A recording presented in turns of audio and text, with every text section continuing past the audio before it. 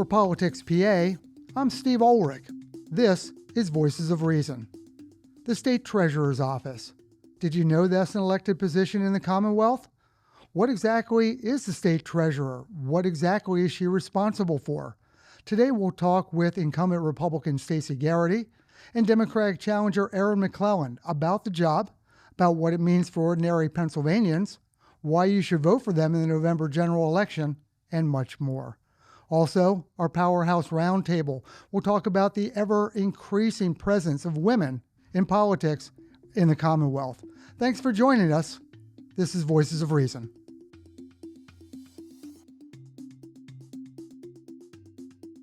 Now on Voices of Reason, we're pleased to be joined by the State Treasurer of the Commonwealth of Pennsylvania, Stacy Garrity. Stacy, thanks so much for taking time for us today. Thanks for having me, Steve. One of the great unknowns, I think, for most people around the Commonwealth is what exactly the State Treasurer does. What is your responsibilities? If you could share with us a little bit about what the State Treasurer is responsible for. Absolutely, and I agree that most people don't know what the State Treasurer does. But first and foremost, I am the fiscal watchdog for the Commonwealth's assets, which are over $150 billion. And of that $150 billion, we directly invest, my office, about $50 billion.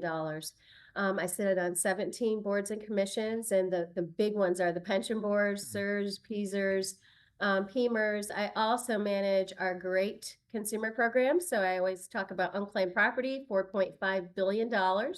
That does not belong to the state. It belongs to hardworking Pennsylvanians. I run the PA 529 College and Career Savings Plan, which is doing fantastic. In fact, we just got upgraded to gold by Morningstar in November, which makes us one of 2 gold plans in the entire nation. So incredibly proud about that. And I also run PA ABLE, which stands for Achieving a Better Life Experience. And that's for our folks with disabilities. And our assets have tripled over the last 3 years. Now, your background, you spent time in the military before coming out in the private sector and then going after a political office. Tell me a little bit about the Army experience. Sure. So I spent 30 years in the United States Army Reserves. I'm an MP military police, and I had 3 deployments, all to the Middle East. The first one was Desert Storm in '91. And then Operation Iraqi Freedom in 2003, and Operation Enduring Freedom in 2008, 2009. The last deployment, I was acting battalion commander at Camp Bucca, which is in southern Iraq. And so I had 1,200 soldiers under my command, managed about 7,000 detainees. Our mission was to provide care and custody with dignity and respect. And I have to say that we were the first battalion, the first internment facility in theater that had 0 abuse allegations and 0 escape attempts. And I have to tell you, so I retired in 2016 because I hit that thing called the mandatory retirement date. If I had not hit the mandatory retirement date, I absolutely would never have run for political office, because serving our country was and is the honor of my lifetime. Did I read correctly, you were also honored as the Angel of Bucca? Yes, the Angel of the Desert, yes. That's tremendous. Let's talk a little bit about what you would say are your best accomplishments over the first 4 years in office as State Treasurer. Sure. So we've had a fantastic 3.5 years. And the first thing I think I would point out is unclaimed property. So just this past fiscal year, we gave back just about $274 million, which is the highest number ever returned in a single year from Treasury. So incredibly proud about that. Also, since being in office, I've returned 413 military decorations, including 10 Purple Hearts and 3 Bronze Stars. So we get those into the vault, which, fun fact, largest working vault in the nation. So we get them largely from abandoned safe deposit boxes. And being a veteran myself, it's really important to me to get these medals back to the veterans that earn them or their families, so that we can show how much we appreciate their service to the nation and their sacrifice.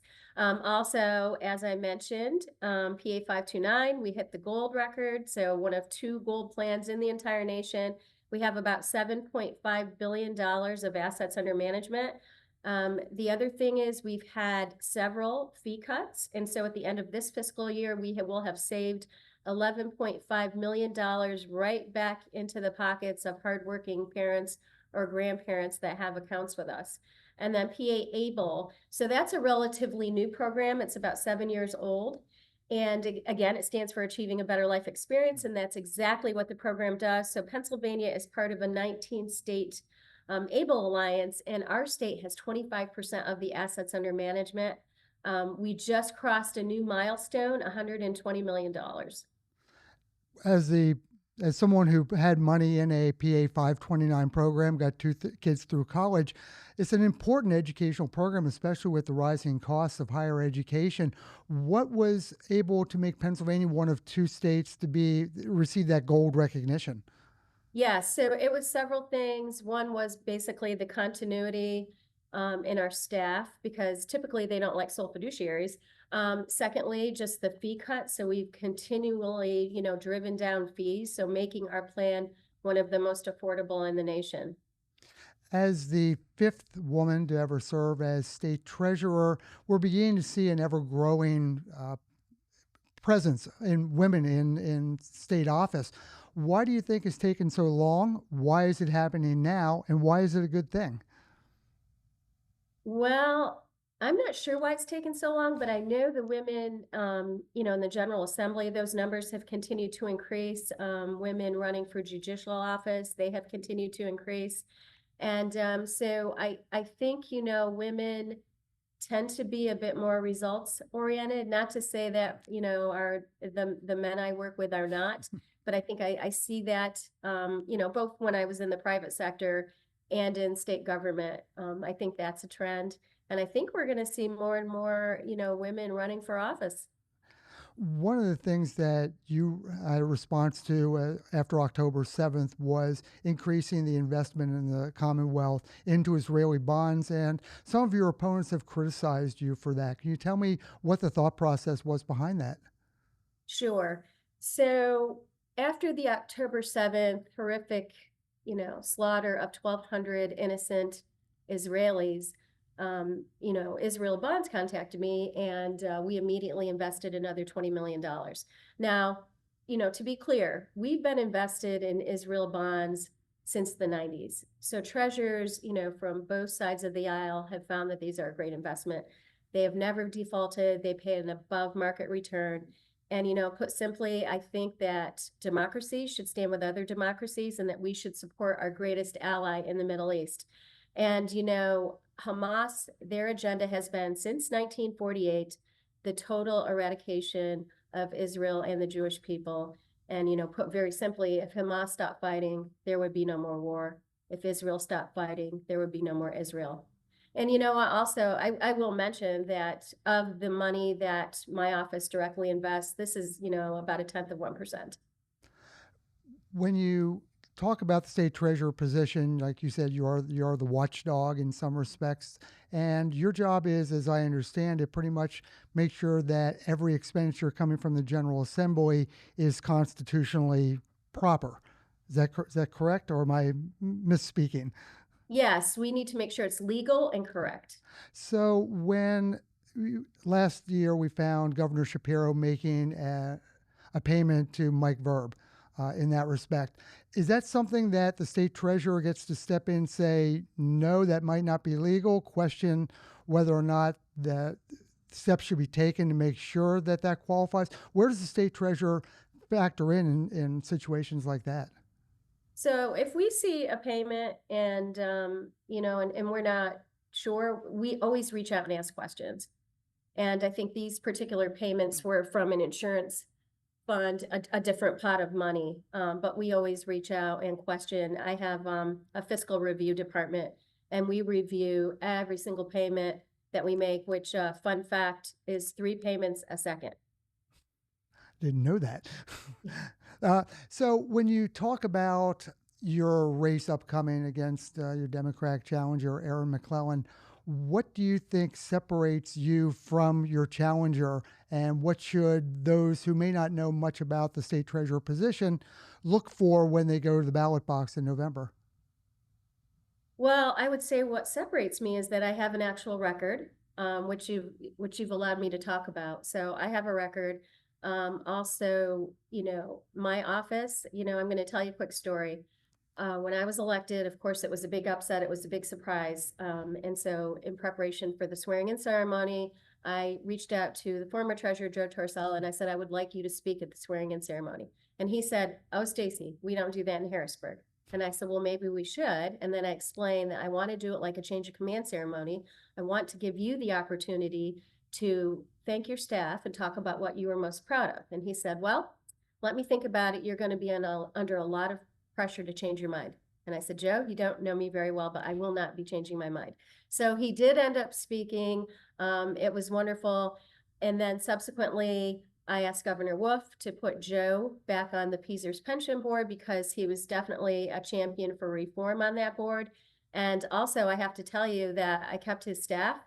I had calls from legislators saying, Stacy, we know you've never been involved in politics, but you really, have to get rid of, the other side. And I said, well, I ran a battalion in a war zone with 1,200 soldiers under my command. I think I can pick a staff. And so about half my senior staff are, on the other side of the aisle.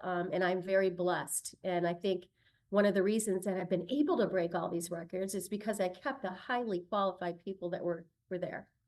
I think you've already answered my next question, which was going to be about your Army experience and how it translates, but I think you answered that very well. You've been an unabashed supporter of former President Donald Trump. Your thoughts on the New York City verdict? Oh my gosh. So, the verdict, I think the real verdict is going to be on November 5th when folks go to the ballot box. And you've also been critic of Roe versus Wade. You support the Dobbs decision in that respect. Do you think that presents any problems moving forward in the general election with women around the Commonwealth? Abortion has nothing to do with the role of the state treasurer. I supported it going back to the states. I absolutely don't support a national ban. And I have to tell you, I am a fervent supporter of women's reproductive rights. And I have never, ever shared the story, I have to tell you, but, I'm not blessed to have children. I tried IVF procedures several times with my husband. And so I am absolutely supportive of women's reproductive rights. Should you be victorious in November, one more term as state treasurer, you've gotten a taste of politics. Do you have any future plans? And I firmly understand that we have to get through the 2024 election before we go and say that, but have you given any thought to what your future might hold in politics? Well, since I wasn't supposed to be here now, every day I wake up, I feel so blessed to be able to serve the people of Pennsylvania. And I am really laser focused on this election and continuing to be the best treasurer that I can be for all of our great hardworking people in Pennsylvania. You have a significant fundraising advantage right now over your opponent, and she was able to pull off what some pundits would say would be an upset in the primary, beating a well-funded Democratic establishment opponent. Any concerns that history might repeat itself? As long as I'm able to run on my record, then no. And it's been quite an impressive record. We're honored to be joined by State Treasurer of the Commonwealth of Pennsylvania, Stacy Garrity. Stacy, thanks for joining us on Voices of Reason. Thank you for having me.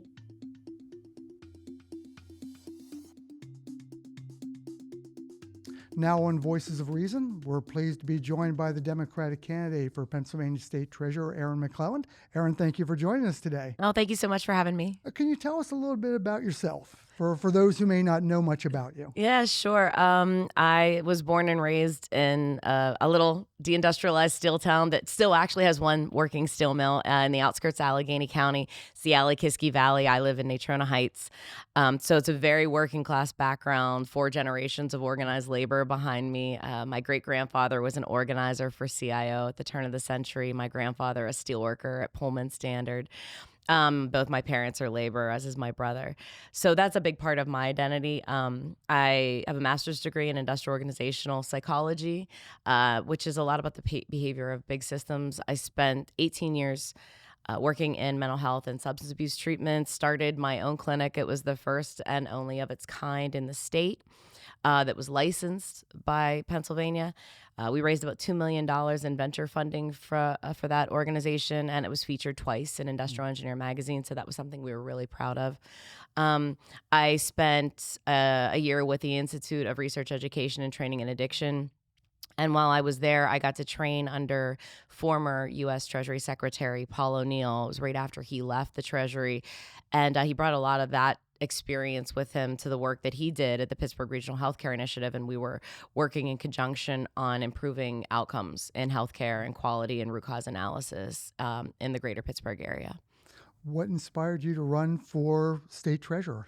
Well, I obviously, being under Mr. O'Neill for a year, especially after he had just left the Treasury and had a lot to say about that experience.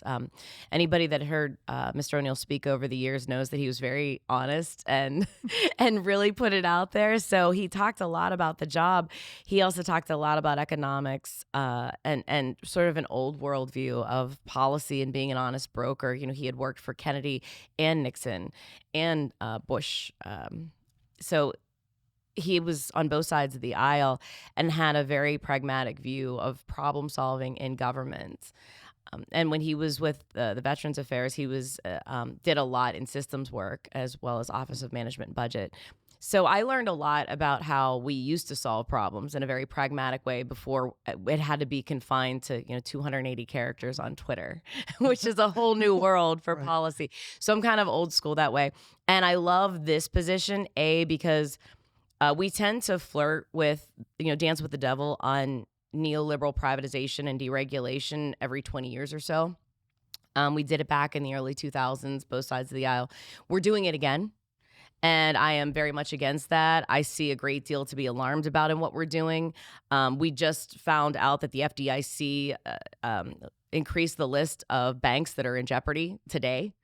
So we're seeing the aftermath of that kind of behavior. And I think that the Treasury is a great place to address that issue and be sort of an outspoken voice for where we're going wrong and some of the dangers of what Wall Street can do when they start getting creative, as well as the policy aspects of it as far as trade and supply chain management. Well, let's go there. What kind of things do you see that really alarm you, and what kind of changes would you like to make? Well, first of all, we always have this issue with Wall Street taking financial products that were created with the best of intentions, AKA the credit default swap. I mean, that was like the greatest thing. And the derivatives market was the greatest thing. And then, 2008 comes and it says, oops, that didn't go so well. We continue to do that. The credit default swap still exists. The collateralized debt obligation still exists, but now we don't call it a collateralized debt obligation. We call it a bespoke tranche opportunity. I mean, you almost want to use some sort of sophisticated accent when you say it, but it's the exact same thing. So you see them constantly reinventing the products that they're using, and eventually they get sort of bastardized and manipulated and become a cesspool of loss and depravity, as we typically see. And we're seeing, for instance, in the Keystone Saves program, there's a self-directed IRA in there. I'm sure that product was created with the best of intentions, but in February of 2023, the Securities and Exchange Commission put out an alert, 4 pages, investor alert, saying highly susceptible to fraud. So it sort of spun out of control on us. So I don't think that product should be implemented or mandated, and certainly not pushed on bartenders and baristas and frontline workers. So that was really one of the financial interests that grabbed me at the beginning of this race. I said, oh, here we go again. We're grabbing onto these sort of Art Deco financial products. Oh, this is the new thing. No, not really. There's very stable products that have been proven to be regulated and monitored and safe for investors, especially the less sophisticated investors you see in frontline workers. And there's appropriate ways to do that. This product was not it.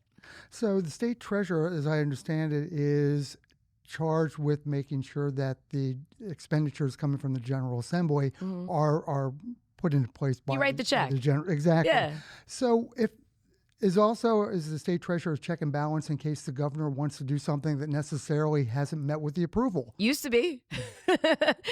Used to be. I go back to Grace Sloan, and I actually found this on the current treasurer's website. She did sort of a tribute to Grace Sloan, who was the first female treasurer. And Grace Sloan made a real ruckus, not refusing to write checks that were unconstitutional, in regards to legislation that was not properly done, that was not legal, didn't follow federal rules, whatever her concerns were with the legislation that catalyzed the check, she would refuse and say, no, you didn't do it right. And she constantly went to war in the courts with Milton Schaap, and she often won. So when I started looking at the sort of watchdog aspect of this position, I think it's essential now. I think that we're doing a lot with monetary policy. We're doing a lot with supply chain policy with the Inflation Reduction Act money and the infrastructure money. That was pouring in, but we're not following standards. We're not following procurement requirements for buying overseas, not buying into slave labor, not buying conflict mine materials. So I think it's the treasurer's job to be a watchdog. Over the years, the position has sort of evolved into more of a lapdog. So I think that's the situation I'm being criticized heavily by my opponent for taking the stance that, for instance, on school vouchers, that I have concerns about the constitutionality of the legislation that exists and the legality of it. So that is something that I will evaluate.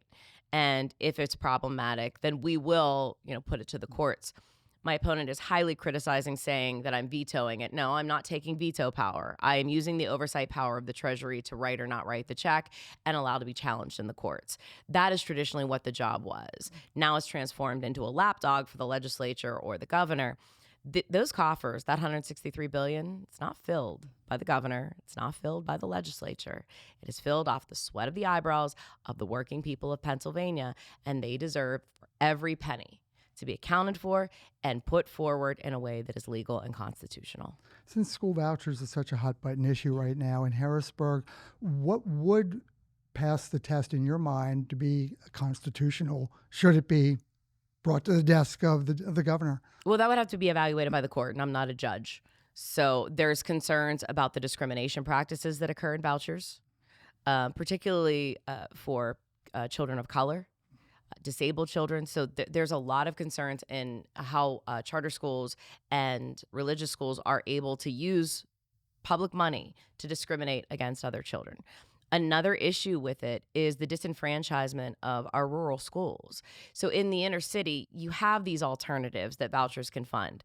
What you're doing in rural schools where there is no alternative is you're just simply taking money away from already struggling schools.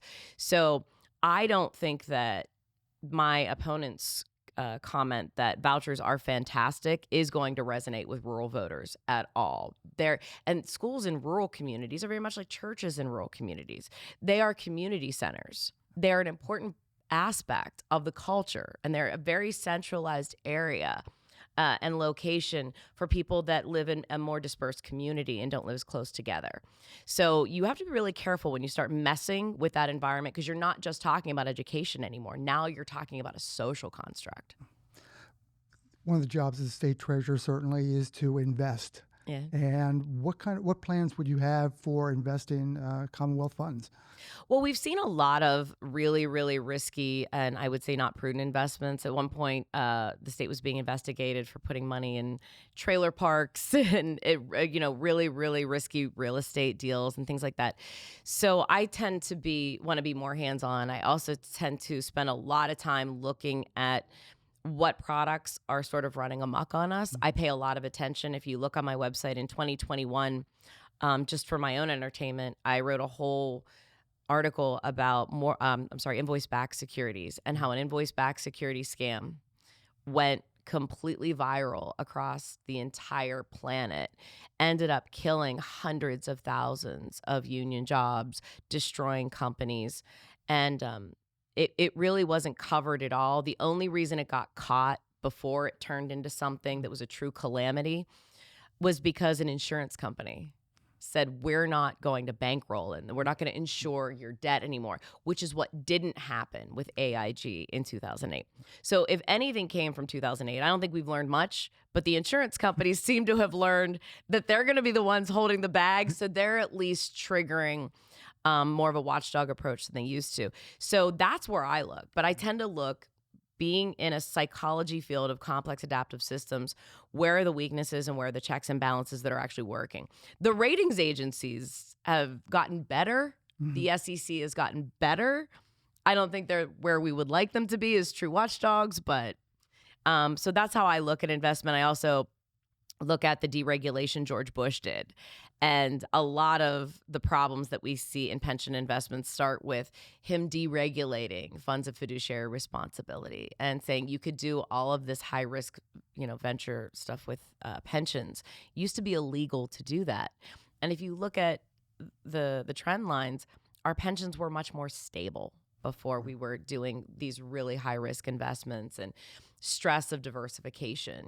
The entire derivatives market was created under the delusion that extreme levels of diversification is security. And that's not really, that's a mass psychology argument of groupthink.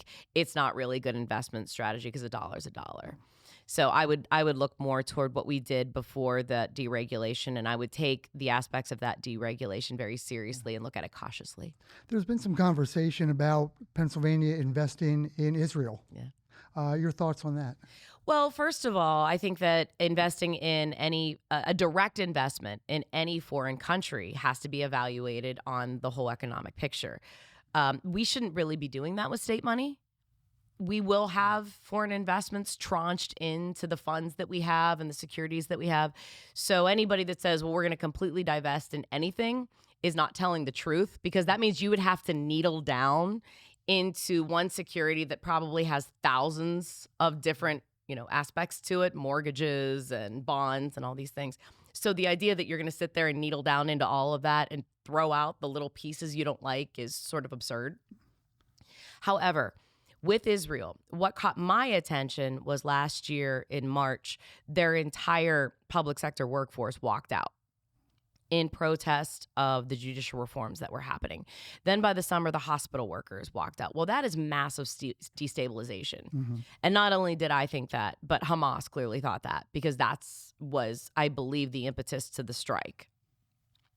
After that strike, right after it, because of destabilization and other economic factors, including debt that they were taking on and the approach that they were taking, raising middle-class taxes, adding a VAT tax, things like that, their credit went under review, and it was lowered for the first time ever, I believe, in January. After that, 5 of their largest banks' credit went under review and had it lowered. That's not a sound investment. In any country. This is not about Israel or Palestine. This is about, is it a good idea to re-engage George Bush's cowboy diplomacy and transfer it into our investment strategy? And that's really what it is. It's a yippee-ki-yay, go America, let's dump large amounts of money into a foreign entity's war. That is for your member of Congress. That is for your U.S. senator. That is for your president. Talk to them. They have the federal coffer with the money. They have the Department of Defense, and they have national security information coming in that we at the state level don't have. So I read on your website you talked about the George W. Bush Starter Recession Kit. The George W. Bush Great Recession Starter Kit. Yeah, that's the Keystone Saves program, which has the self-directed IRA, which I talked about earlier. So it kind of led us, if I'm reading it correctly, it kind of led us into some of the problems we had in 2008. Everyone talked about how we were heading toward the Great Recession again, that under President Biden does not seem to have materialized.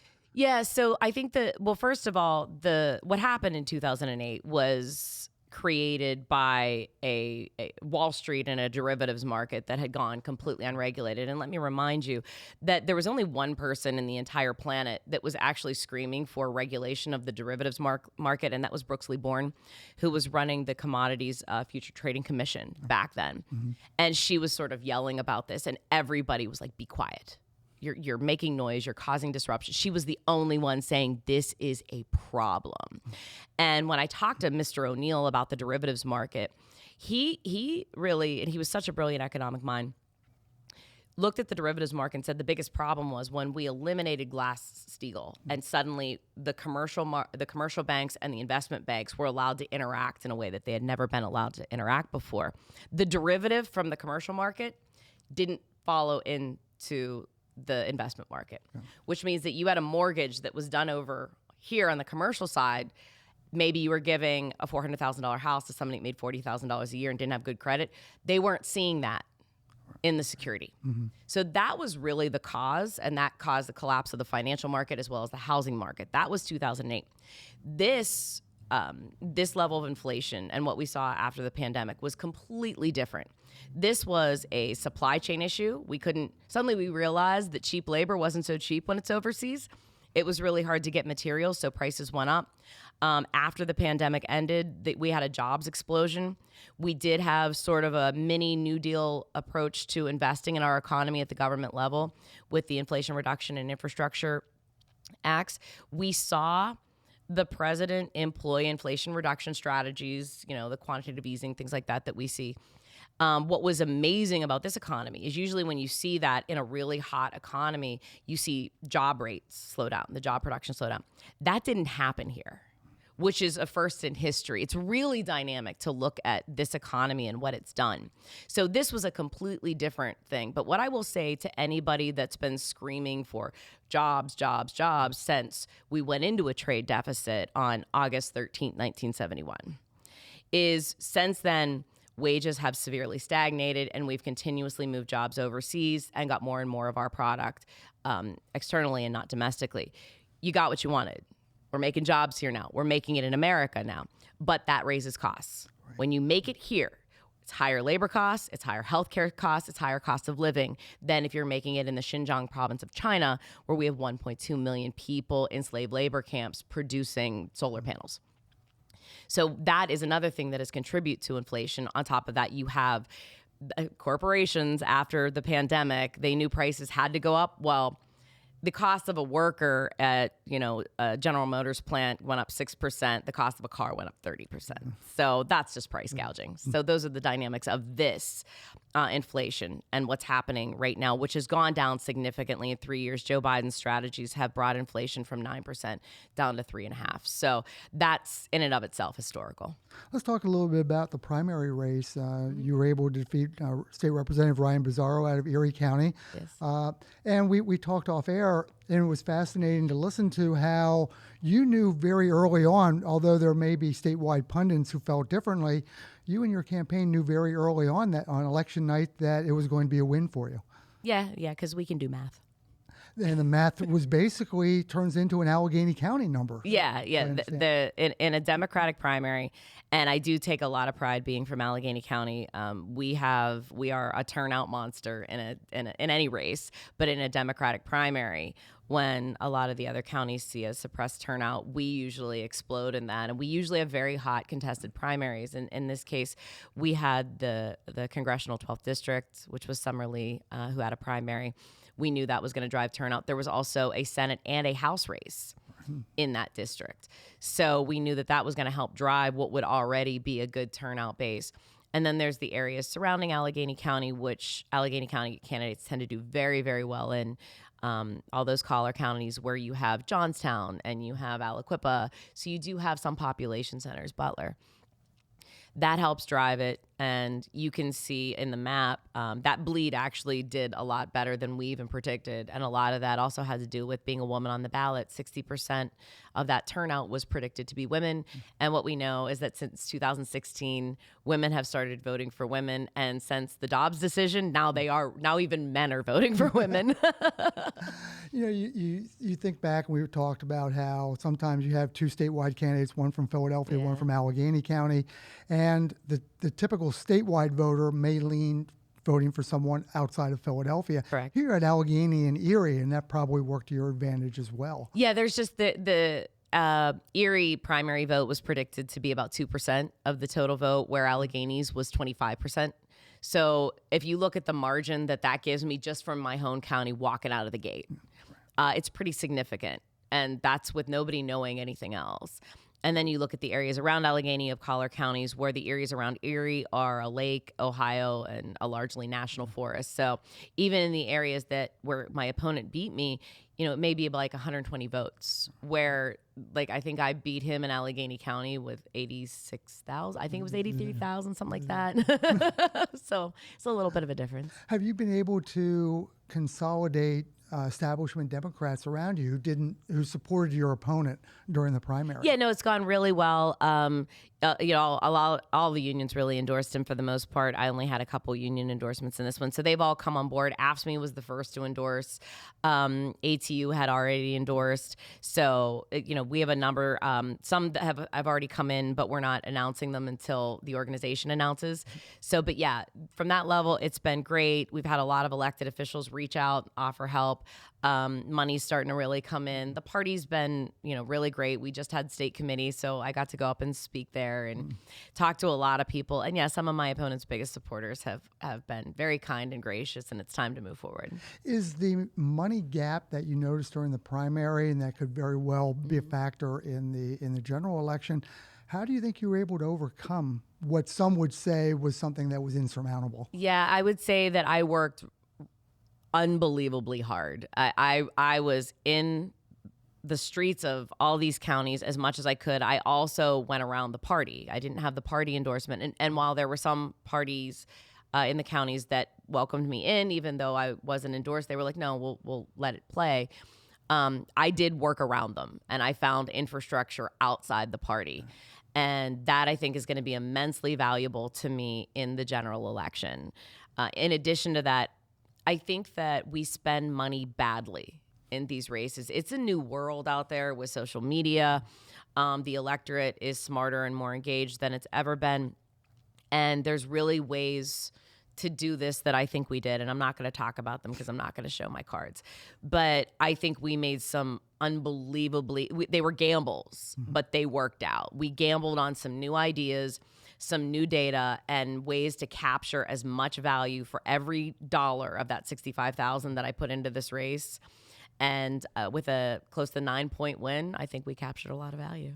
This is the third time in Commonwealth history that two females have run for the state treasurer's office. So it's going to be you, and obviously with Stacy Garrity, the incumbent. What is the biggest difference between the two of you, and what would be your explanation to those who are trying to decide who to vote for? Why you? Yeah, I would say the biggest difference is my opponent wants to talk about politics. I want to talk about policy. She came out of the gate denying the 2020 election, saying Trump really won, which is really fascinating because she won on that ballot too. Right. So apparently all the election workers that she's basically accused of being fraudulent, which I take personally because I was an Allegheny County worker for 9 years, got it right on her race, but wrong on President Trump's. The second was, sort of these calls to catalyze the insurrection. That's all politics. Even the statement that she's made about Israeli bonds, it was real cowboy investment strategy, go America. I'm trying to make a policy argument, and I'm also making a policy argument for not explosive and bombastic approach, but a very protectionist approach, where she is making these comments about Israel when a war and a terrorist attack happens. My response would have been, what are we going to do about national security of our municipalities? Look at the attacks we've had on municipalities since that. You have Aliquippa's water authority was hacked by Iran. I mean, we have the Washington County infrastructure. I was just there yesterday at a picnic they had, and their entire government was shut down due to a ransomware attack that cost them $349,000. Now, the National Association of State Treasurers has already said, we need to take this on. The treasurer has a cybersecurity program. It is very effective. You need to take that learning and those resources and create a program that supports every one of our municipalities. They are at risk, and they don't have the money or the sophistication to deal with this. So my approach is to come in and protect all of you. Her approach is to put you at risk and put a target on your back. Right. I'd be remiss if I didn't give you the opportunity to respond to the Pittsburgh Post-Gazette article that talked about 3 county officials and some issues over FEC filings and the like. Yeah. I'll give you the opportunity to respond. Sure. So first of all, the Post-Gazette is a striking news outlet. Their workers have been on strike for, I think, close to 2 years now. So no Democrat in Allegheny County will speak to the Post-Gazette. They have become the most morally bankrupt journalistic institution in the state, and they will print absolutely anything because none of us can defend ourselves. So let me just start there. Second of all, there were 3 committee people that basically took an event where we were filing a finance report. In that finance report, I put $100,000 into my race and raised $400. And the software system crashed when we were submitting it, which happens quite often, apparently. So we emailed the department and say, hey, this crashed. We don't know what went in or what happened. They said, no problem. If there was an issue, just submit an amendment and it's fine. We were never in bad standing. We saw there were contributions were all listed, but the names of the contributors were missing of the $400 that I received. Mm-hmm. So we amended that report, changed those. It was fine. People that were supporting my opponent decided to make a complete train wreck of it and sent it to the Allegheny County District Attorney, the Attorney General, the FEC, the state, any law enforcement agency they could find, and they did their whole Crooked Hillary Redux campaign. I can say, yes, the Attorney General looked at it. We gave him all the information and it's like, yeah, I gave myself $100,000. I raised $400 and I gave money to the committees and bought lit. That was literally the summary of everything we did. And they did inform us that they closed the case. So, but as far as the Post-Gazette, everything that they print at this point is pretty much just trashing Democrats in Allegheny County. Had you just not closed down the committee at one point? The federal one? The story indicated no. And that was actually in the documentation they submitted. After my 16 race, which we had every one of our finance reports filed, there was a tiny little bit of money left in there, but somebody had filed a frivolous lawsuit that went on for 4 years. And they did not respond to it. It just kind of sat there, which meant that I had to pay to open up the data that reports to the federal campaign finance because they won't accept paper reports. So every 3 months, I had to pay $300, open up that database and file a report that said no money was brought in and no money went out. And I did that for 4 years. After 4 years, the bank closed the account, the bank account for inactivity and sent the money to unclaimed properties in the state treasurer's office. The irony of it all. Yeah, that is where the money is. And so I was like, and I finally called the FEC and I said, this was during COVID now. Right. So I couldn't get a person on the phone. And I was like, do I have to continue paying $300 out of my own money every quarter I don't have the money anymore. It's gone. This is over. And finally, somewhere during COVID, I finally talked to somebody and they just administratively closed the PAC. They were and the lawsuit was just dismissed. Again, for inactivity. It was sort of this weird dynamic where you have this frivolous lawsuit. It's going nowhere. It's just sitting there in a backed up court system. You have money sitting there in an account that nobody's touching, a PAC sitting there that nobody's touching, and everything's just sitting there stagnant. And at one point, it all just sort of shut down and went away. But I would say that there was absolutely nothing hidden. There was no money moving anywhere. It was the exact problem. It was all just kind of sitting there doing nothing. But yes, that money remains in the Treasury where I cannot get it because that bank account doesn't exist anymore. Let's wrap things up on this one. Pennsylvania ranks fairly in the middle of the 50 states in terms of women representing the legislature or in the executive positions, but it seems to be in the uptake. You see Kim Ward, Senate President Pro Tem. You have Joanna McClinton, Speaker of the House. It seems like the Commonwealth is beginning to come around to the idea that women can and should lead. Yeah, I think the people are. There's no doubt that the electorate has, for the most part, I'm not saying there's not still some issues there, but for the most part in this race, I got a much more positive response to being a woman than I did from the party. I think that the people are there. I think the party's a little sluggish because they are so used to ingrained in dealing with men. They are much more comfortable accepting men's flaws. Women, they're very, very quick to demonize. Like I said, I got my Crooked Hillary Redux done to me by a male candidate. But the machine is, I believe, is still very, very sexist. I think it takes it's going to take a lot of time for them to get there because they're still working on a very old world perspective on this. But I have no questions about the electorate's ability to accept women in leadership. Final question, what's it going to take to tip the scale your way in November? Well, I think a lot of things have already happened to tip the scale. We are in a post-Dobbs world, and people do not want to elect men and women. Moderates, independents do not want to elect somebody that is pro-life. And the reason they don't is it is about fundamental respect. Do you believe that I, as a woman, have the right to make my own decisions about my body? And if you don't, then I don't think you have the right to manage my $163 billion. And that is an argument that I'm making that independents and even some Republicans are saying, you know what, that sounds about right. If you don't think I'm responsible enough to do this, then I don't think you're responsible enough to do that with my money. So that's one thing that's going to help. I think another thing is the fact that we did very, very well in the primary in rural communities.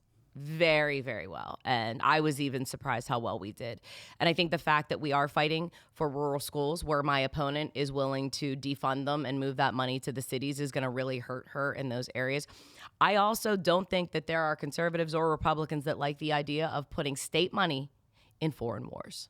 They want that here. They want that at home. That is our workers' pensions, state workers, and local workers, as well as our teachers. They want that money stable. They want it here. The third thing I'm going to do that's really resonating is that money that wasn't paid into our pensions because the legislature didn't pay the money for years, very much like the federal government did with Social Security.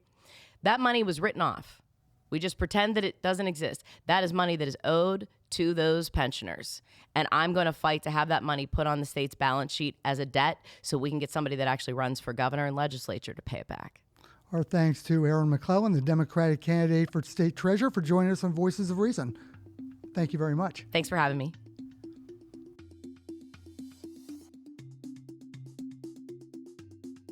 Now on Voices of Reason, we're pleased to be joined by L2 Data Executive Vice President Paul Westcott. Paul, you've heard us have the opportunity to speak with both state treasurer candidates. Just the fifth time in Commonwealth history that two women are running for statewide position against each other. What does the data show us about female voters throughout the Commonwealth? Well, female voters are incredibly important, obviously, nationwide. They do make up a majority of voters across the country, and Pennsylvania is no exception. You can see in the data that the total number of female voters is around 4.3 million, or around 52% of the state's electorate. What's really interesting is when you go back in time and you look at some of the other elections and you see sort of female turnout over time. So let's go back to, say, 2020. We'll take an immediate select here. And you can see that that number jumps from 52 to 53%. So there's your, around 3.3 million women showed up in that general election. You go to 22, and you're going to see this pop up here in a second.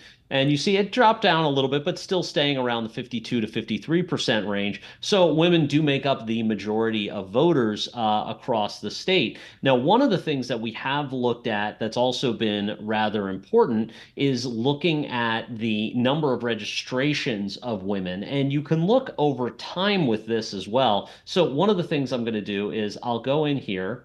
We'll go to registration date, and we'll look at those that registered since the last general election in 2022. So we'll say November 8th. And new registrants have been such an important part of this. And you can see it's actually where, men slightly outpacing women here in terms of pure new registrants overall, which is kind of interesting. So it is still kind of a 50-50 split, still an important part of the electorate. But if we take another date in time, which is pretty interesting, and look at the data immediately after the Dobbs decision in June of 2022, this, of course, is the decision that overturned Roe v. Wade, we did note that there was a larger uptick in female registration in the state. So if we take this and really just look at the months immediately afterwards, well, let's first take a look at between then and now, or then in March of this year, from which we have the latest available data. And you could see women outpacing men 50 to 48%. But if you look in the immediate aftermath of that decision, or the immediate days after that decision, let's say go to the end of 2022, and you'll see it'll populate here in a second. But what we saw across the country was a greater split here, so 52 to 46% in terms of overall female registration. So really dependent on issue and female candidates in the race and, things about abortion, but not just that, crime, economics, there's some things that kind of go across the board, but there are certain issues that demographers and researchers and pollsters look at, and they say, women are different than men in terms of how they are going to react to some of these issues. And you can see that, if you are running for office, speaking to women and speaking to some of those core issues specifically, as we've seen in the Senate race this year, and as we've seen in a lot of the local races, have been specifically targeted at engaging and really turning out women, where there is an anticipated, particularly on the Democratic side, they want to see a larger group of women, thinking that those individuals, even moderate Republicans and certainly independents and Democrats, will come to President Biden as well as the other Democratic slate of candidates in the Commonwealth. In 2020, when the incumbent state treasurer, Stacy Garrity, won on the Republican side, it was the first time since '94 that a Republican candidate had defeated an incumbent Democrat. Garrity's from Bradford County. You wouldn't think that necessarily in that part of the Commonwealth you'd have that kind of support, but as you've shown with the numbers, it seems to be more of a percentage game. There's just more women out there, and oftentimes when you're posed with the question of voting for a man or a woman, more times than not in recent Pennsylvania history, they're opting to vote for the woman. Yeah, no, absolutely. And this all is dependent on, different parts of the state. And we can go down to the county level here. I'll just pull up Bradford County, for example. And right now I've got females selected. So you're only looking at females within that county. And then you have the split. And even among the partisanship among females only, you can see it's 62% Republican, obviously a much more heavily Republican county overall. And then if we look at the results of that race in 2020, we can pull up that general election. Now, obviously, there was a lot going on in that cycle, but what you can see is, that split even gets more defined, and you can see, 14,208 women, but let's compare it to the total population of the county, see what that looks like. And yeah, it was women outpacing men, overall in that election. So when we talked to the Democratic challenger, Erin McClelland, she was talking about running not only as a woman against a male from Erie County, but also talked about her advantage coming from a more populous county like Allegheny. And we also talked about how sometimes when it's an Allegheny County candidate against a Philadelphia County candidate, much of the state opts for Allegheny, and that may have been the case in this election. Yeah, absolutely. And Allegheny County, obviously Erie County is one of the most interesting counties, not just in the state elections that we're looking at, but nationwide. Politicians from DC to New York, funders in New York and California, all know Erie County, Pennsylvania. It is incredibly important to the national landscape as a bellwether and as one of interest. But you're incredibly right about Allegheny County in terms of sort of its split.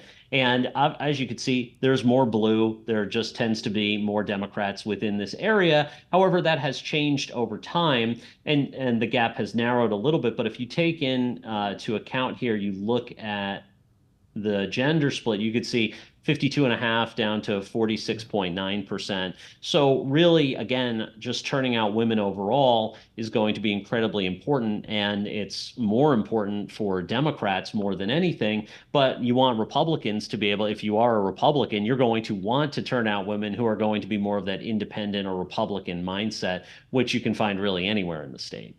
As we head into the November election for state treasurer between Garrity and McClelland, anything else that the maps may be able and the data may be able to give us a peek in the inside as what the campaigns might be looking for? Yeah, I mean, I would say one of the biggest things is going to go beyond sort of the standard demographics, meaning a lot of the time people are looking at their districts. They're going to look at core district. Districts are incredibly important, especially because it's going to determine the outcome of the legislature. However, if you're looking at a statewide race, like for treasurer or for governor, or even the Senate race, you can look at this and you go down to area selections, and really you can go into things like urbanicity. This is one of my favorite maps. I've brought this up in past episodes. And one of the things that I love about it is that by zip code, we're able to look in and you're able to see sort of the true ring around Philadelphia and even the ring around Pittsburgh, where you can see some of those suburban areas. So when you start to say, okay, well, let's take a look at suburban individuals. So looking beyond, pure, gender or any of those, because two of the biggest demographics that have been studied in a huge amount over the past decade have been gender and race. That has sort of been the core of what we've talked about, both incredibly important, but really things like urbanicity, income, number of children in the household, those kinds of demographics are ones that the campaigns and candidates using L2 in Pennsylvania are looking at. They're diving deeper and basically saying, they're saying, how can we really turn out people, not just based on some of these top line demographics that really are part of the conversation, but really digging deeper into things like urbanicity. So you've got 3.2 million voters across the state who are in suburban areas. You look again, we will take a look at gender there and partisanship. So we'll open up party here, and you can see it's about 43% Democrat, 40% Republican, so almost an entirely even split there. Look at Erie, almost entirely suburban, and then matching the state, actually maybe just a little bit higher, but 52% female, 47%, almost 48% male. So you've got that split there. Where women are decidedly, there is a greater advantage. And then you open up here and look at the age of individuals.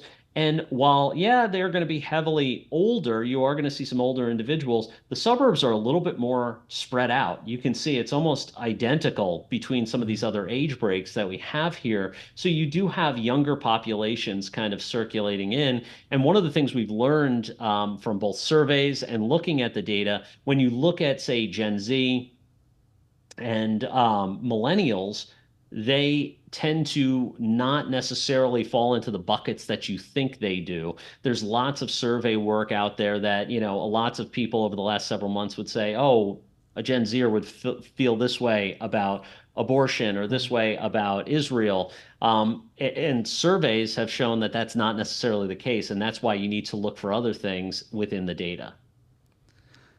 Now it's time for the L2 data point of the week. And Paul, I believe you have some information on a model that L2 has run in regards to the Trump verdict in New York City. Yeah, as if there's not enough going on outside of just a standard political contest that we have here. We have, a former president going on trial in multiple venues, but the most recent and the one that stands as the most significant right now, whichever side you fall on it, is going to be former President Trump and his, well, we called it indictment here in the model, but the guilty verdict in that New York trial. What we looked at, though, and the idea around this model, and I'll make this just a little bit bigger here, you can see we have these modeling of those individuals who are less likely to support the former president, would never support the former president, and then support regardless. The real focus of both the Trump and the Biden campaign is going to be this top group, though, right here, the less likely, meaning people who are going to be affected by the decision itself. Now, what you saw there was a lot of unknowns. The unknowns are the people they fall in the middle. And remember, this is a model. This is based on surveys. This is based on modeling and finding lookalikes across the state who basically fall into these different categories. So when I change the coloring of the map to fit the model, you can see those blue areas, very interestingly, falling in those less likely individuals. And in fact, I'm going to take away the others. But you can see kind of where they pop up. Sometimes it's around population centers. Yeah, it's a lot around population centers. But when you see it blended with the rest of the map, where do you notice it? You notice it around Allentown and Scranton. You notice it some of those blue areas. You notice it in Erie, and you notice it in the suburbs of Pittsburgh, a little bit around Harrisburg, Lancaster, and of course the Philadelphia suburbs. So you're seeing those sort of that mix of, okay, maybe I'm less likely to vote for the former president. maybe I'm on the bubble about it. And that's an important number. Even if it's just 8% in a swing state such as Pennsylvania, where 1% could make the difference, that's a pretty significant number. Oh, absolutely. I mean, you're talking about, 780 some odd thousand voters. And yeah, with a lot of them being clustered in this area and having to go down and basically saying, okay, let's go down to Erie. And just to give you an idea of the granularity, I mean, you have entire neighborhoods who are saying they're now less likely to be a voter for the former president because of how the trial went. And that's important both for the Biden campaign and the Trump campaign, but as well as the other down ballot races that are focused on these things, and basically saying, how can we hit these voters with wedge issues? How can we speak to them about that? And that's the kind of data we love here on Voices of Reason and the L2 Data Maps. Executive Vice President for L2 Data, Paul Westcott, thank you as always. Appreciate all the illuminating information. Thank you. We'll be right back.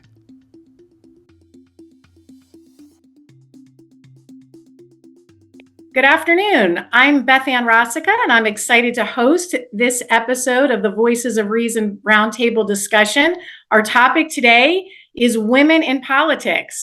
And I am thrilled to be joined by 4 powerhouse women from Pennsylvania, and I'll introduce them all. All of them are amazing moms. They're all professionals. They're all advocates for children, and they're all involved in politics in one way or another, either an elected official currently or running for office right now. So I'll start off by introducing Tasliym Morales. Tasliym is currently on the Chester Upland School Board. She works in urban planning and housing, and she is an advocate for the youth legal system reform. Regina Mauro is a first-generation American and a business entrepreneur, and she is running for State House in the Tredyffrin Easttown area. Roslyn Copeland is currently the board president of the Harrisburg School District. She's a program specialist for the Department of Human Services and the co-owner of a construction company. And last, but certainly not least, is Stacey Whomsley. She is an elected school board director in the Westchester Area School District. She is a digital client partner for a well-known life sciences company and also a great advocate for kids. So welcome to all of my guests today, and thank you so much for joining us. So our topic today is to talk about women in politics. And I really want this to be a casual discussion. Everybody kind of jump in where you want to take this conversation. But I want to give some information to sort of start off the conversation. I was looking at statistics of women in politics in the state of Pennsylvania. So in our state legislature, we have about 32% of our House members and senators are women. And, that's not a bad number, but I certainly think that we could do better there. So I'm kind of curious as to some of your thoughts on that in terms of what the impact that women have had on politics and what impact do we think that they're going to have going forward. Also, interestingly, this election cycle, for the state treasurer's race, we have 2 women going up to head against each other, which is the first time that 2 women have competed for a statewide position in the state of Pennsylvania. So I also think that that speaks to the progress that we've made, in both parties, Democrat and Republican, that we have 2 women going up against each other. So let's just get the conversation started, and anybody can start. I'd really like to hear, what are your overall thoughts? What do you think that women are bringing to the table in politics that's maybe different than from what men bring to the table? Let's get us started. Just jump right in. Because that is a subject that has concerned me a great deal. I started looking at the composition of different legislative bodies at the state and at the federal level, and I was very concerned to see in general that women are underrepresented. And then if you look at ideology, ideally, you would have a 50-50 mix within them, and that's not the case. I'm mostly concerned because conservative women have the tiniest representation. in both, like again, at the state and the federal level. And when I explain to people the concern, because I don't think that there's anything substantial, substantially different between the professional background of women or men. My concern is that I've always viewed men and women as having the same concerns, but we prioritize them differently. So for instance, if you look at the types of professions that women tend to go into, they tend to be like teacher, nurses, they're more of a caretaker role, where you see more a prominence of male in more protective, whether it's, your firefighters, your military, law enforcement, etc. So being that we prioritize things differently, that's why I'm concerned that we don't have more women, that it's not actually evenly divided, because then our concerns don't rise to the top. Others do. And I think that's an interesting point, Regina, because when we look at the data in Pennsylvania for voter registration, while there's a slight advantage of male registration over female voter registration, it's pretty close to 50-50. So to your point, women aren't completely representative of the overall population. I want to open it up to the other panelists. Who would like to chime in next? I wanted to build on the prioritization of issues, right? Because I hear that, but then I see a whole different issue. The issue is that because women traditionally are the caretakers of the family, the support that's required to run for an office and to be present in Harrisburg and to do that work is not traditionally there, right? Like, so it's, I wouldn't say it's easier, but a lot more males have that support at home, right? Even if the wife is at home and has a job, you still have your wife home to, be with the children and to do all of those things. So it's traditionally very hard for women to go into these spaces and penetrate them with the same level of support that a male will have. And I think that dramatically, that creates a big difference in the amount of women who want to run or who feel like they can run, not because they don't want to, but because it's just, am I going to be able to do it and be successful in doing it and be effective in doing it and be able to run again and not have, my household or the fact that I have children be an issue for constituents, because we look at that, even as a woman, we would judge another woman. So I think that's the reason why, that's a very big reason why we don't see a lot of female representation in these spaces. I think that's a great point. I'd love to build on both of those comments because I fully agree with both Regina and Tasliym. It's so interesting though, and I think we can add another dimension or another brick on this pile, and that is women are absolutely, so my background's in engineering, that's what my degree is, and I work in technology, right? So in industries that are predominantly male dominated, the numbers have been moving over the years, but when we look at the data, why women don't enter those spaces, it's because they want to feel a social connection to the work that they do, right?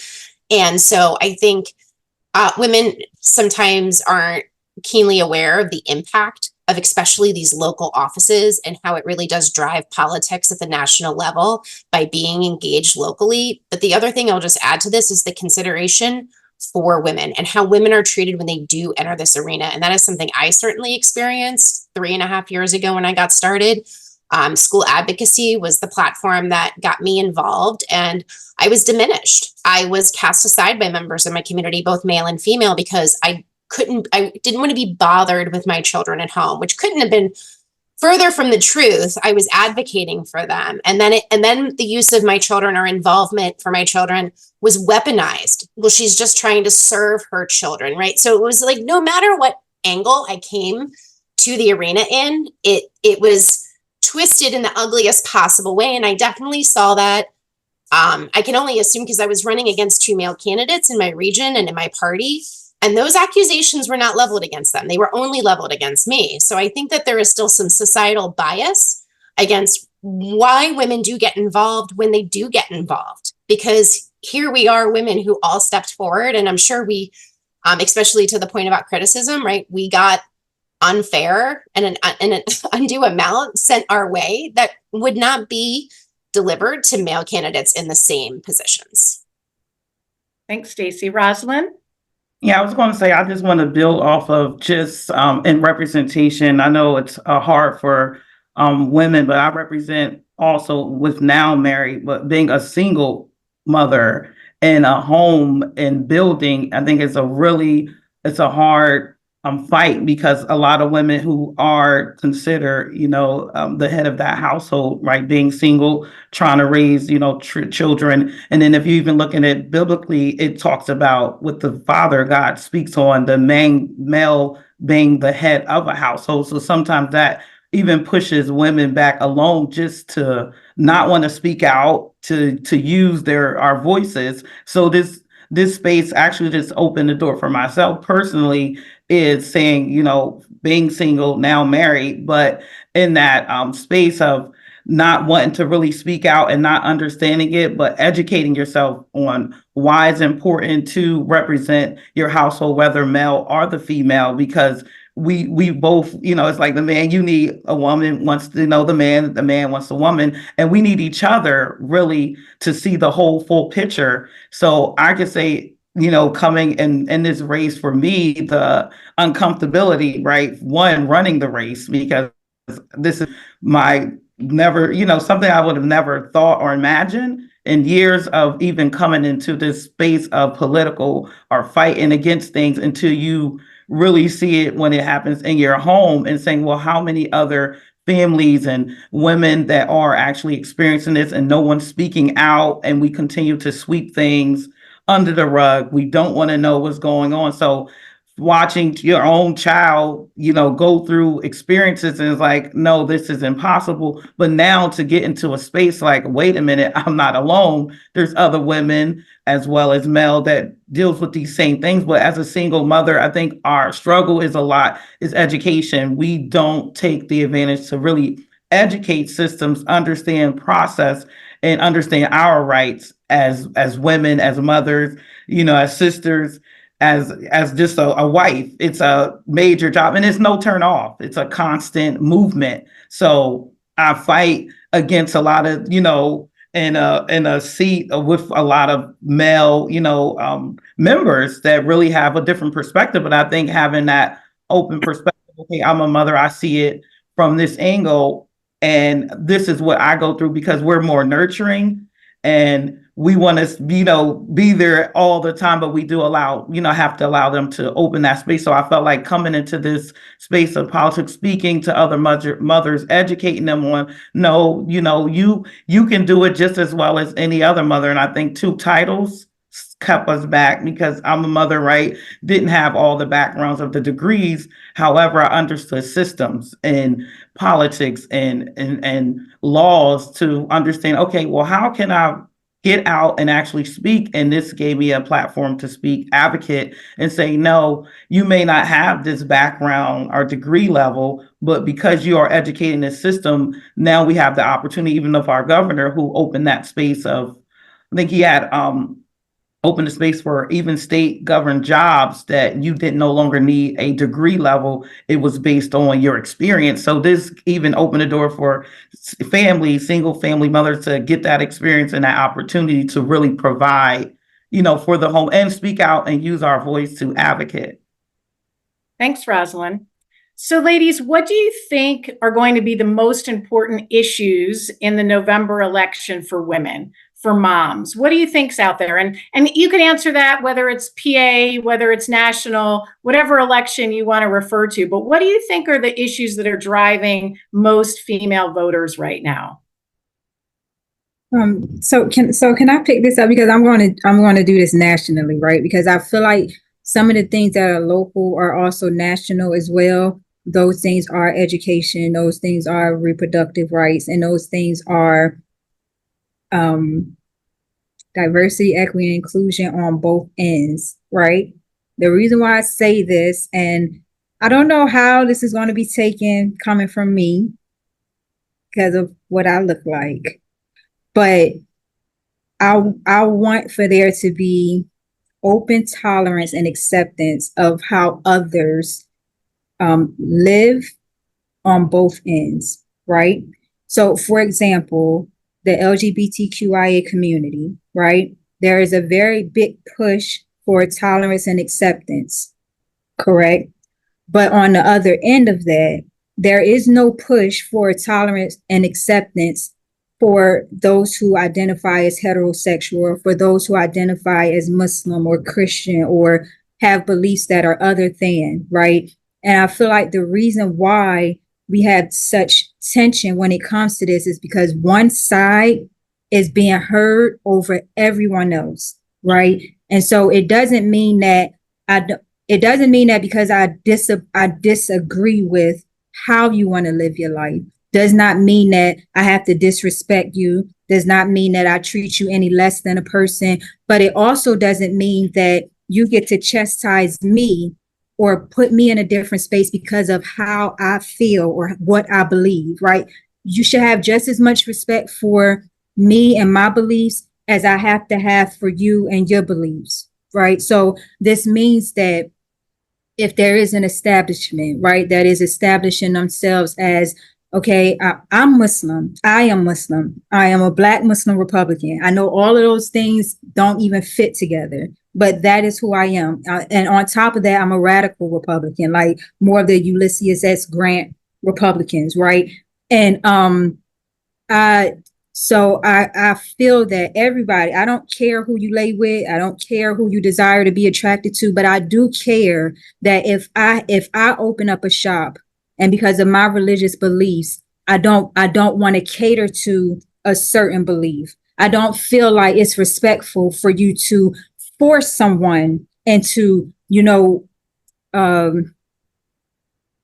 I don't think it's right to force someone into bending their beliefs to make someone else comfortable, right? Especially if there are spaces where you can go to be made whole. I don't know how to actually project that, but I just want it to not be one-sided, right? I want what I feel to be respected, and I want other people to be respected and be able to feel safe in who they are. Because as a person, you should always feel safe in who you are. No one should ever harm you because of what you feel. You should never be ostracized. But that goes on both sides. And I just feel like right now there's just two large extremes. One extreme that's just like, no, we don't want it. And one extreme that's just pushing like, we're going to push it until it can't be pushed anymore, right? And there's no middle. Right. So that's what I'm really interested in. I'm interested in somebody finding a middle ground so that everyone's beliefs and ideologies and how they feel they want to show up and be present can be respected. And I think that's right. I think you're right on the money, Tasliym, and I'll open it up to the rest of the group. But the part I love about working with women, especially women like you guys on this podcast today, is that I feel like as moms, we know how to recognize, compromise, respect, valuing differences, appreciating every child for who they are, but at the same time, to your point, Tasliym, not taking one extreme over the other. And so I think that you really spoke very nicely about that. I think, Stacey, you had something you wanted to jump in, so go ahead. No, I just thought that was an amazing way to frame what has been a struggle in this country for, I'd say, at least the last decade, maybe even longer, but we've been building to this moment. And it's a difference between acceptance and assimilation of thought. So we can have acceptance without having assimilation of belief and assimilation of thought. And what is so often fought for in a very vigilante style right now in our society with all this cancel culture and such is assimilation of thought. We don't want independent thinkers. We don't want people questioning narratives, whatever the narrative du jour may be. And it changes with time.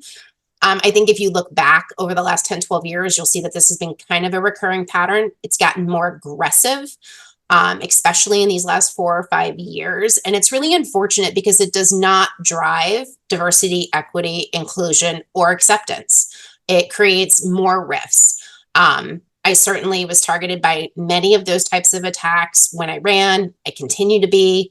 It's really unfortunate, and it pushes me back into a corner where I either can use the ones that I love as social currency to validate and virtue signal and say, no, I'm not that. Look at this person that I love that I've included in my life forever, right? But I don't see those people as my social currency to spend. And I think it's more important that rather than trying to convince others of what's in my heart and in my mind, it's more important how I treat those people in my life. So I just try to lead by example and teach my children. And I'm trying to infuse that into my kids so they can carry it forward as the next generation of voters, because I think that's how we win this, right? It's about embodying the behaviors that we want to see practiced with us, even if they aren't, and that we try to teach our children. As far as what's most important to voters, I think, unfortunately, at the top of the list is probably reproductive rights, which, and I only say unfortunately because I think there's a lot of things on the table right now that really need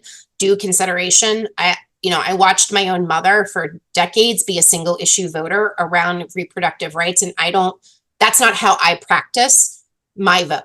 I make sure I look at multitudes of things. I look at economic factors. I look at education. I look at local politics. How is our state functioning? How is our nation functioning? And those are the things that I take into the voting booth for me. I don't know that that's how the majority are going into the voting booth right now. And I just think some more education would be really profound, but that requires civil discourse and dialogue. So I love that we're doing this because I think it sets a good example for what others can do to have an exchange of information and ideas and get back to the humanness of it all, right? Because it's not social media posts, it's not culture wars. It's about the person next door, right? And having that conversation in the yard with them, or helping them out when they're in need, or just showing compassion and understanding. So I hope that goes into the election booth this year. Thanks, Stacy. Roslyn, Regina? Go ahead, Rena. Yeah.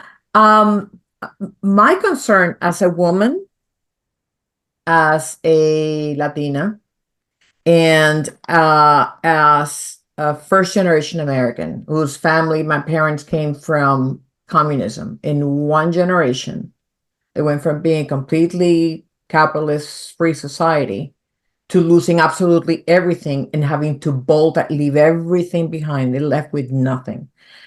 And to Taslym's point and Stacy about intolerance, that is a major concern. I think that we will see its effect on our children before our spouses do, because we're conditioned to being so in tune. We will spot any nuance, any change in their behavior, or and I'm concerned that this is creating, the acceptance of intolerance is creating a new normal for them. And all it takes is, if you condition one generation that is the way things are, that it's okay to cancel somebody because they don't go with the norm, the children they're going to raise, that's all they know. They don't know how it used to be. And as much I'm a lifelong conservative,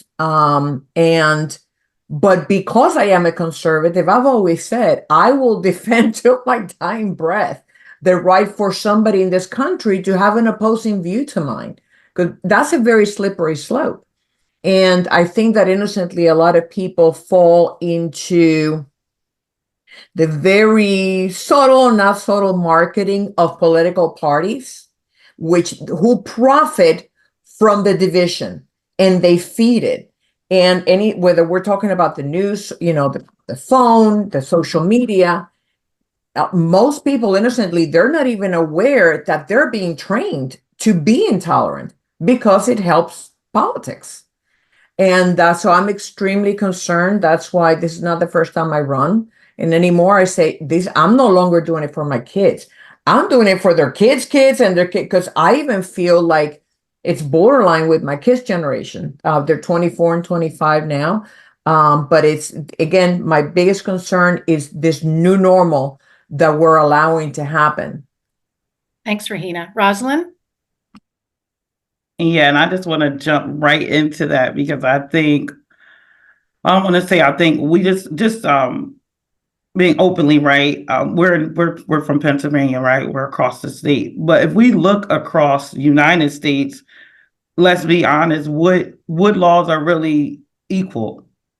You can do a different crime, from a different state to a different state, and you still don't get the exact same time. So when we talk about equality, equal rights, and even going back a little bit to the to our rights as women and men, I don't want to mispronounce here, but if we go back to just the right from wrong, right, the abnormal to normal, and I can speak to that because of having a young child, a daughter, going into a school and coming home, and we not building them relationships as women, as mothers, and saying, Mom, I don't know what it was at school today, right? And not to go and say this is right and this is wrong, but now it's to a point that even if I'm teaching one thing in my home, they're being introduced to things right here in our own local districts, in our schools, in our churches. It's anywhere. So I really love that how Tasliym piggyback on religion. I don't look at religion. We are people. We are women, and we need each other. And until we see that across the board, we will continue to struggle because we'll feel like, okay, this one has it, that doesn't have it, but only one is affecting is our children. Because how do we continue to fight for our generation? So one thing that I stood on was curriculum. How do we change it? And my kickback was a lot that, oh, you're not an educator. And I'm like, wait a minute, education starts at home. And at home, in the womb of the belly of the child, that's where it originally starts. But how many mothers are really taking the time to start that within the home and really knowing when we're sending them out to school, what are they learning? Do we really say, okay, they got good grades? But I had to realize even during a pandemic was my really open eye to things, because prior to it, I had ended up, withdrawing my children, homeschooled them before a pandemic hit, because I could see it was a shift happening. And I'm like, something is taking place, but this thing was not only just in the state, it was national. It was everyone was affected. So I felt like when we are all affected, when do we all come together? And we not use these different systems to say, oh, well, we're going to build off of this on the Republican side, or we're going to go over here on the Democratic. That is separating us as people, what we were created to be. And until we get back to normal, which is the right from wrong, we can't say that something is right when we know it's wrong. Not that we say we understand it, because most children, like we all know, they don't know. So they're going to try the same things we did, but the only thing that is different today, now we have social media, we have different things that are teaching our children. And let's be honest, and I'll stop here, is ask families today, how many families are actually sitting at the table and having dinner? Yep. It's not happening. They're on their phones, I'll say little bro can go upstairs and play his game and eat dinner. And we're like, no. And in my home, I take it out, everything cuts off. We're coming to the table. Let's have a conversation. What is really going on? So until I took that step, even coming into this political race and sitting at the table, I really got to see stuff that I was missing, that I thought I was achieving as a mother, as a wife, as a sister. I'm like, I would have never thought that you were even being introduced. So I had to take a step back and say, how do we change the curriculum? How do we change the way that we think and put it into a perspective of basic? People don't like to get back to the basic, but it's a basic yes or no. And we like to say, yes, we'll pick it up later. As mothers, women, I'm not going to do it. And then later on, what are we doing? We're doing it. Yeah. Thanks, Roslyn. Beth, we're going to have a whole nother roundtable. I know. There's the curriculum topic. I know. There's so much to talk about. And so but we are on limited time right now. So I want to ask one more question, and I want this to be just a short answer, just, kind of like maybe even just a percentage. I'm curious about when you're looking at a person to vote for, you're looking at a candidate, you have a choice between 2 or 3, maybe 4 candidates. How much does a candidate being a woman matter to you when you make a decision about who to vote for? Go ahead, Regina. yeah, for me, it doesn't make a difference. I look at a candidate, and in whoever, checks most of my boxes, whether it's inflation or crime or immigration or reproductive rights or what have you, whoever checks the most and has the background to fulfill the roles of that job, that's the one that gets it. Thanks. Go ahead, next. The same for me. I don't race, gender, none of that matters in my decision to select a candidate. I usually try to do a lot of research. I try to block out the media. I try to block out what the majority are saying, and I really try to just see what's not being said. And then that's how I select the person that I'm going to vote for. I love that. I try to see what's not being said. That's great, Tasliym. Thank you. Stacy? I believe in meritocracy, so I really look at the person's experience, their past performance or employment, right? But then think about what their vision is for the future, right? So gender is really not a factor at all. I'd say it's 0% because, again, I'm looking for who is worthy of the position, who is showing me a vision for the future, and is likely to have the alliances that are going to work in the direction of that vision for the future. Because frankly, relationships and are a huge part of politics, right? So you need to look very closely at where that person is aligned, because that is where a lot of influence is going to come from, and not everybody is able to insulate themselves from that. So you sort of have to know who's waiting in the wings to help influence the direction that that person takes with any legislation or local policy that they might implement. Thanks. Roslyn? Yeah, and I would agree with each one of the ladies as well. And I would also add is, for me, I locally try to educate myself around my district. What am I seeing right here that is near me? And I'm in a area where it's a high level of single women, of mothers who are struggling. And when you look at it from an influence portion of it, the votes will come from someone you can relate to, that can understand you. So it's not about the gender or if it's a male versus a female, but I also think it's important to educate the surrounding and really have that relationship, communicate. Because a lot of people, we just vote for people that we don't know.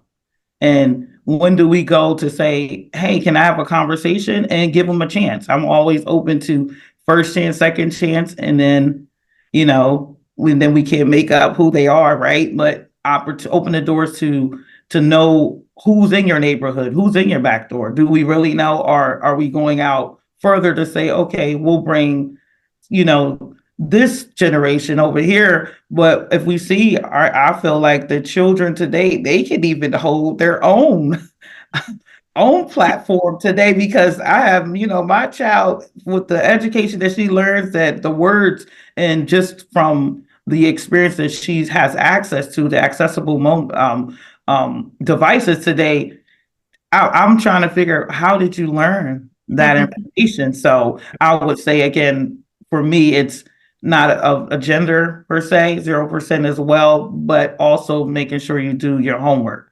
Yeah, well, and Roslyn, you couldn't have said it better. An informed electorate is what we absolutely need. And, if every voter took the time that you four ladies will take to decide who you're going to vote for, I think that our democracy would be in a much safer space. I want to thank all of you for taking time out of your incredibly busy schedules to join us. And I'll leave us today with a quote, because it's one of my favorite, and I think that it describes everybody on this call, is that well-behaved women rarely make history. And so all of you, in my book, are not well-behaved according to the standard norms sometimes put out there for women. And I'm proud to know each and every one of you. And thanks for making time to be with us today. Thanks. Thank you so much. Thank you, Beth. Lovely to meet you all. Thank you. Nice to meet you too.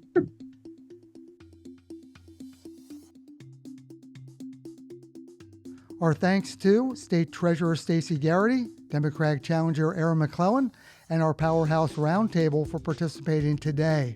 Join us next time for more reasoned political talk on Voices of Reason. For PoliticsPA, I'm Steve Ulrich.